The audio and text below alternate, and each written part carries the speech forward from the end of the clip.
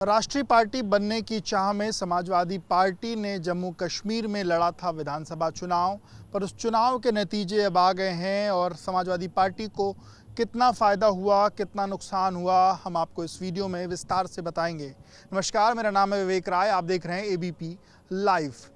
2024 में इंडिया गठबंधन के तहत देश में चुनाव हुआ, जिसमें उत्तर प्रदेश की बात करें तो उत्तर प्रदेश में समाजवादी पार्टी का कांग्रेस पार्टी के साथ गठबंधन रहा और इस गठबंधन ने इस बार के चुनाव में 2024 के चुनाव में शानदार प्रदर्शन किया, जिसमें समाजवादी पार्टी को 37 सीटें मिली, कांग्रेस पार्टी को 6 सीटें मिली और इसके बाद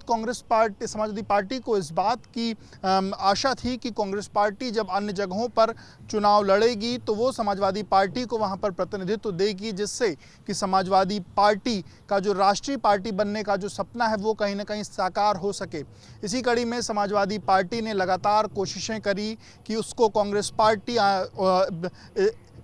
इन दिनों में हो रहे, चाहे हरियाणा की बात करें या जम्मू कश्मीर की बात करें, इन दोनों जगहों पर समाजवादी पार्टी को कांग्रेस पार्टी सीटें दे। लेकिन हरियाणा को लेकर कांग्रेस पार्टी ने स्पष्ट कर दिया था कि वो समाजवादी पार्टी को कोई सीट नहीं देगी और फिर यही हाल कहीं ना कहीं जम्मू कश्मीर में भी रहा। जम्मू कश्मीर में भी ना ही कांग्रेस पार्टी ने और ना ही नेशनल कॉन्फ्रेंस ने समाजवादी पार्टी को कोई सीट दी। हालांकि इंडिया गठबंधन के तहत समाजवादी पार्टी ने हरियाणा में तो किसी सीट पर चुनाव नहीं लड़ा, लेकिन राष्ट्रीय पार्टी का दर्जा पाने की इच्छा में समाजवादी पार्टी ने जम्मू कश्मीर में चुनाव लड़ने की जो अपनी इच्छा थी उस पर आगे काम किया और वहां के जो प्रदेश अध्यक्ष रहे उनके नेतृत्व में पहले चरण के बाद यानी कि दूसरे चरण और तीसरे चरण में अलग अलग जगहों पर अपने प्रत्याशियों को उतारा था। समाजवादी पार्टी ने जम्मू कश्मीर में कुल 20 सीटें ऐसी थीं जहां पर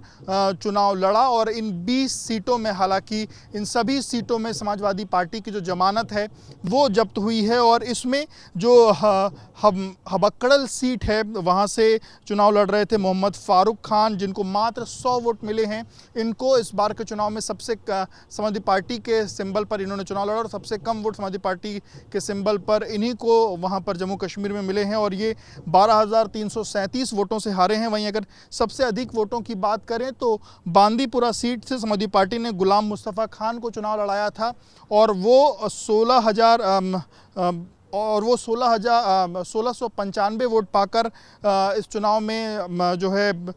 सबसे अधिक वोट उन्होंने समाजवादी पार्टी की तरफ से पाया है और वो, लेकिन हालांकि वो भी ये चुनाव हारे हैं और 18,696 वोट से वो ये चुनाव हार गए हैं। तो ये कहीं ना कहीं सबसे कम वोट जो है वो लगभग 100 वोट और सबसे अधिक वोट लगभग 1700 वोट समाजवादी पार्टी ने जम्मू कश्मीर के चुनाव में पाए हैं और सभी 20 सीटों की बात करें तो ऐसे ही 100 से लेकर 200, 300, 500, 700 के करीब में लगभग सभी कैंडिडेट समाजवादी पार्टी के रहे हैं। हालांकि अब ये ओवरऑल जब रिज़ल्ट फाइनल हो जाएगा उसके बाद देखना होगा कि ओवरऑल वोट परसेंटेज क्या होता है, इसका क्या इम्पैक्ट पड़ता है। पर कुल मिलाकर के जो राष्ट्रीय पार्टी बनने की जो समाजवादी पार्टी की इच्छा थी उस कारण सपा ने ये चुनाव लड़ा था, पर उसको उस तरीके से जो रिज़ल्ट मिलना चाहिए था वो कहीं ना कहीं नहीं मिला और सपा ने इस चुनाव में अपने जो तमाम युवा लीडर्स थे, जो युवा सांसद थे, उनको इस चुनाव में उतारा था। इकरा हसन से लेकर के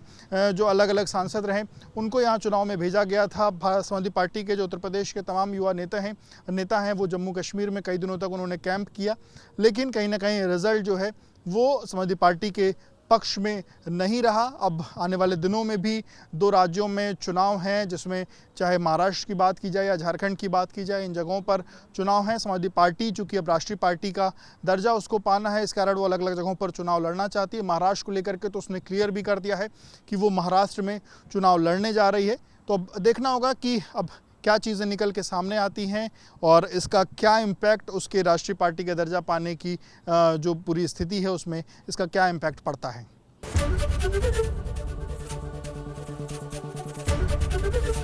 एबीपी गंगा, खबर आपकी, जुबान आपकी।